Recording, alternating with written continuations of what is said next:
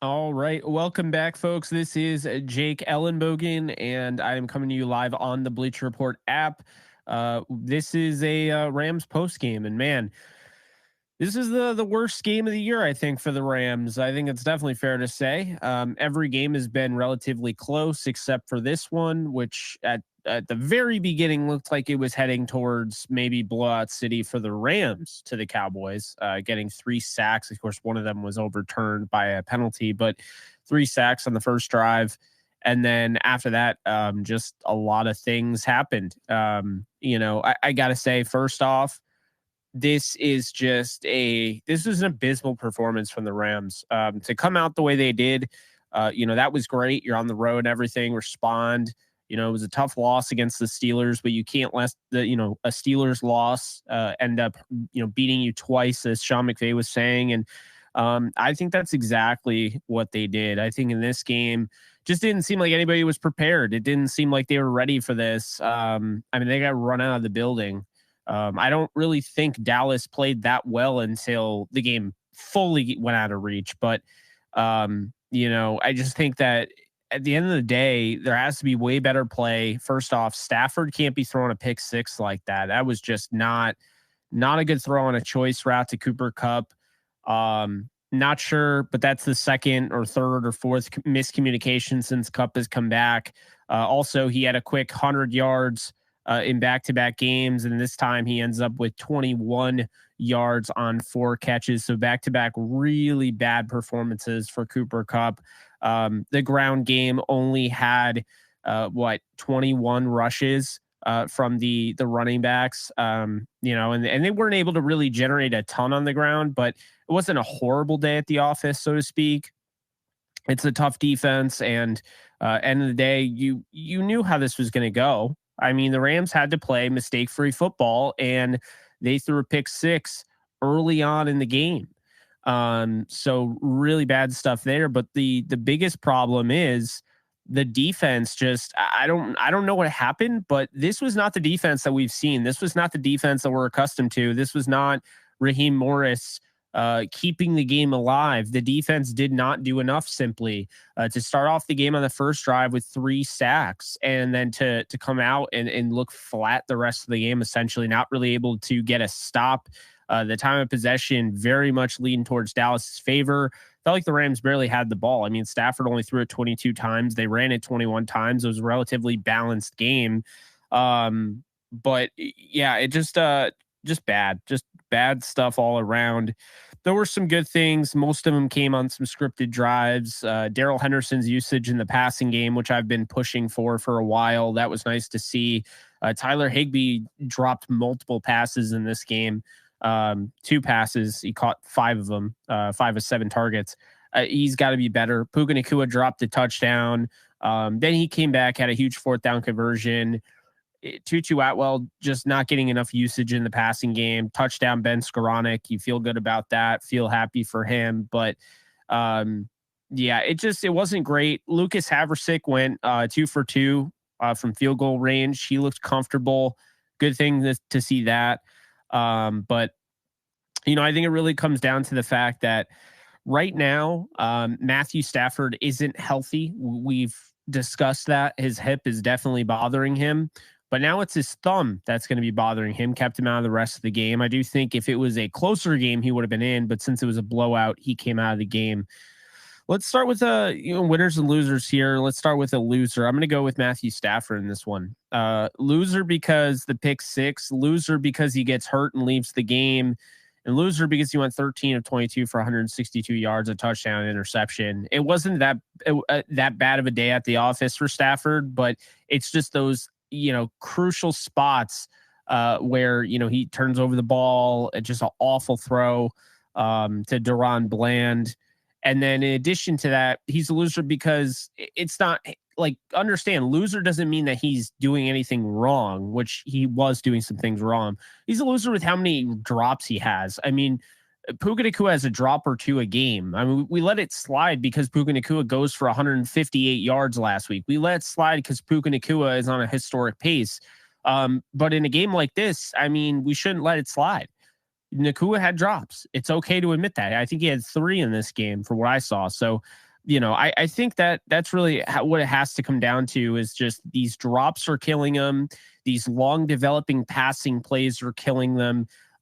Say what you all, I thought the pass protection was as good as it was going to get in this game. I thought that they were maybe even better than I expected. But when you have these long developing pass plays, less of the quick hitters, less of the running the football, this is what's going to happen. And he only was sacked once, but it still wasn't a great day at the office for Stafford. He's a loser. Another loser is Brett Rippon. He comes in 5 of 10 for 42 yards and he's sacked. Showed no pocket awareness whatsoever on the last sack. Missed wide open throws. He shouldn't be the backup quarterback. I've said this constantly, but yet the Rams just didn't feel like they had to make any sort of adjustment after Stetson Bennett was put on the non-football injury list. Nothing was done. They just said, all right, we'll roll with Ripien. We're not going to sign, a Carson Wentz. We're not going to sign a Matt Ryan. We're not going to sign, Colt McCoy. We're just going to roll with Brett Rippon. And it was not good at all to watch. As a matter of fact, it was really hard to watch Brett Rippon under center. So when Stafford came out, you knew the comeback bid was completely done. Royce Freeman found the end zone in this one. He would be a winner. I thought, 9 carries for 44 yards. I thought he ran the ball hard again this week, had some good, broken tackles and so forth. He's a hard runner. And I think, the Rams have 2 good running backs in him and Henderson that you feel good about, what they can do. So 9 for 44, 4.9 yards per carry and a touchdown. He's a winner. I'm going to say Henderson's a loser in this one. I don't think he ran that bad. I think once again, his stats don't really indicate just the game he had. 12 for 31 on the ground, a tough defense to run against, no doubt. But what I think was tough for Henderson was that, first off, he's a loser because he didn't get the touchdown. Like he had that vultured from him, from Freeman, but he's also a loser because I think he was the leading receiver today, 3 catches for 54 yards, and no one's going to talk about it. I think he was very vital for this team to go down the field and score both times, but mainly the touchdown to Ben Skoranek, I would say. So he's a loser in that aspect, but obviously I don't think he's not bad.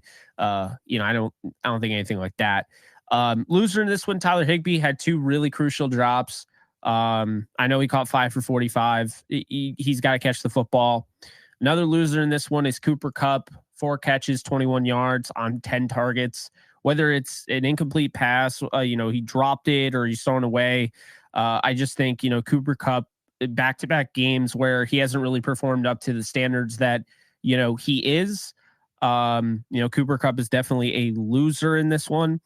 I think a winner in this one's Ben Skoranek. The guy walks onto the field and catches a touchdown and walks off. I mean, I don't know why he's not utilized enough. He's never utilized. He's not utilized as a fullback anymore. He's not utilized at all.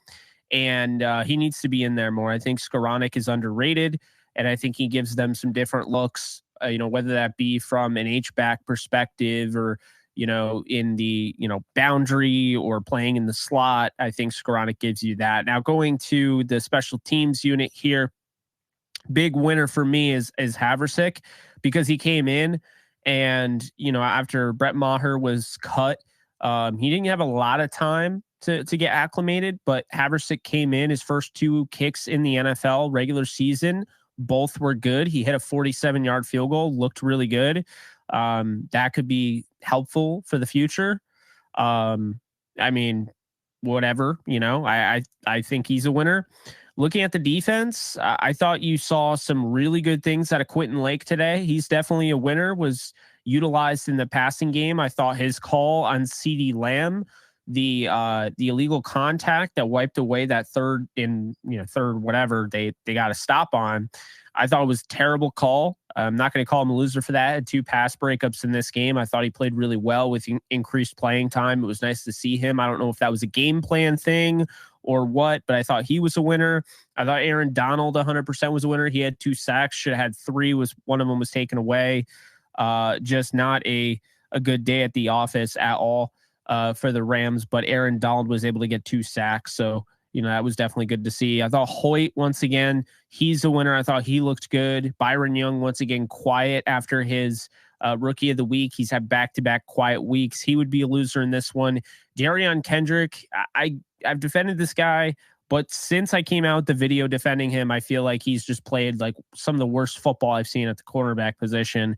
I don't get it. I don't know if it's a lack of confidence or maybe too much confidence, but he did not look good today. Really struggled today.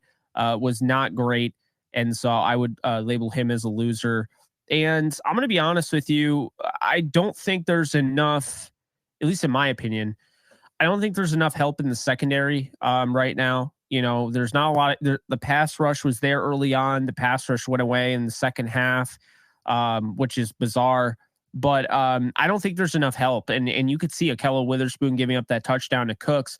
I don't feel like he's getting enough help over the top. I don't think the safeties are. I think there is definitely an issue here at the safeties. I think they're good box guys. Like I like Jordan Fuller in the box. I don't love him in coverage. That touchdown that they gave up to a wide open CeeDee Lamb in the end zone is just not acceptable.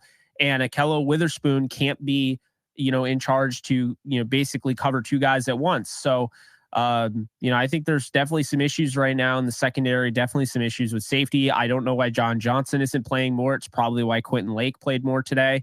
But John Johnson and Quentin Lake, I might even start moving forward just to see what John Johnson has. Because, I have not been overly impressed with the miscommunications. And there's a lot of them, especially a lot of them showed up in this game. So those are my winners and losers. Basically, to kind of wrap this thing up, the Rams and Dallas Cowboys. Cowboys had, close to 11 minutes more of time of possession. They had over 100 yards more of total yardage. They had 9 more first downs. They had the same amount of penalties. I love how this, evens out. But in the end, I think the Dallas penalties that were called for them were so much more crucial than the ones that the Rams got towards the end of the game when it was already a blowout. If you ask me, the Rams didn't play well enough to win. I have to point it out. The refs have to be losers in this game. They were not good. Once again, Adrian Hill, I think his name is, just a bad job early on in that first drive. I just thought some of the calls that they made or didn't make, you have it one way where, you talk about, the illegal contact earlier in the game with Quentin Lake on CeeDee Lamb. They throw the flag, very minimal. You have the announcer saying it's ridiculous.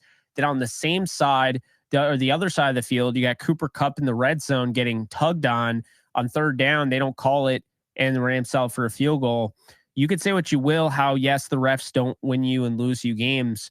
Don't put yourself in that position, but you can't disagree that if the refs call that fair, and they do call that pass interference on, Cooper Kupp, and that's a first down in the red zone, it's a different ball game. Maybe they're not kicking the field goal. If they score a touchdown, it's already vastly changed how the game's going to go just based on that. So I do have to point that out. I think Sean McVay's play calling, it's a struggle. I don't think the Rams lost because of Sean McVay today. I don't think the player execution was good enough. I thought Stafford, his interception was crucial. Just absolutely crushed the Rams spirit.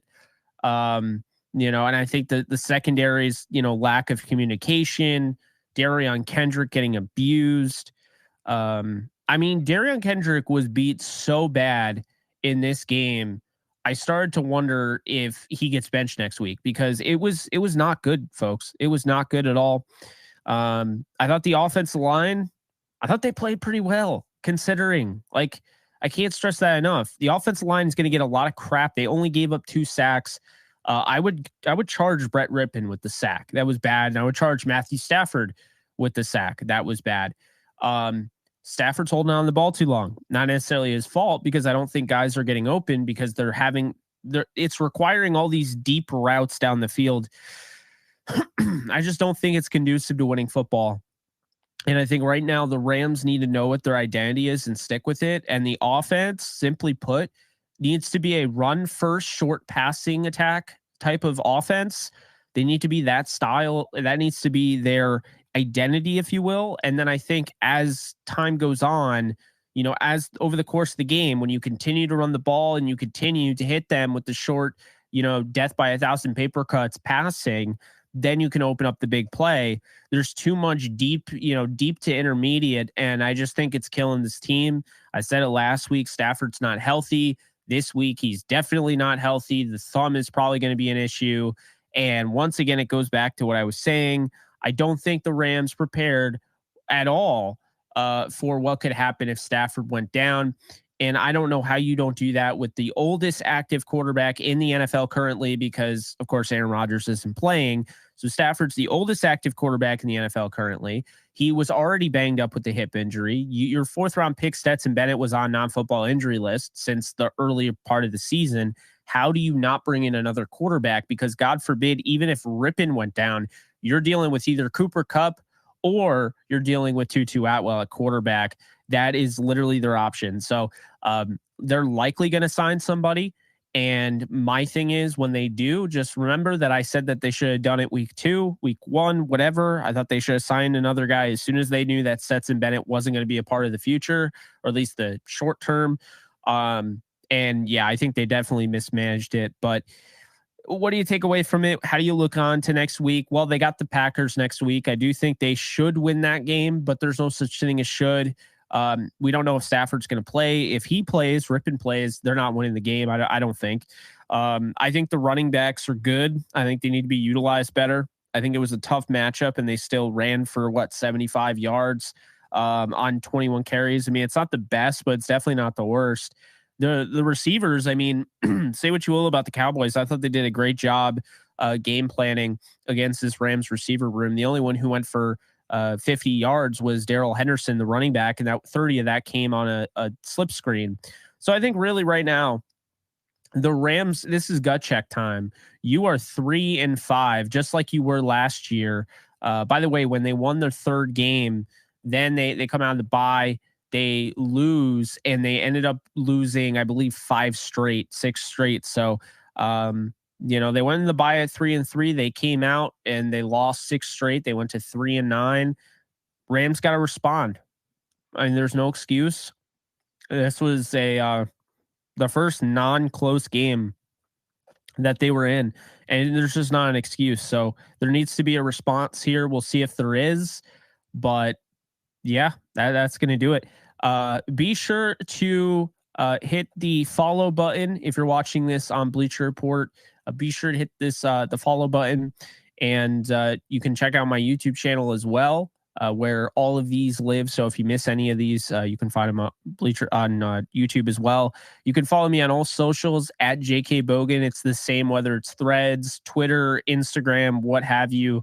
And I'll see you guys next time. So appreciate you guys hanging out with me. We'll see what ends up happening. I have no idea where this is going to go.